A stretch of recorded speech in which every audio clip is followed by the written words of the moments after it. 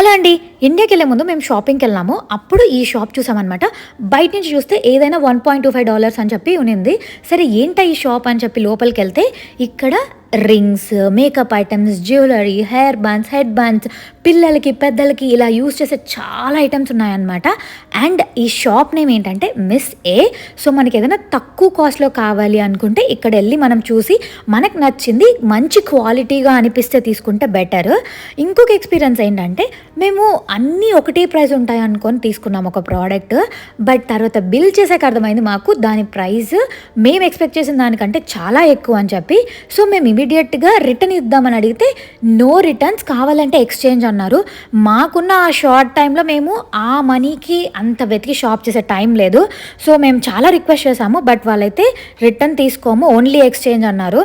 So కాస్త disappoint అయ్యాము. అప్పుడు అర్థమైంది ఏదైనా సరే ఫుల్గా చూసి షాప్ చేయడం బెటర్ అని.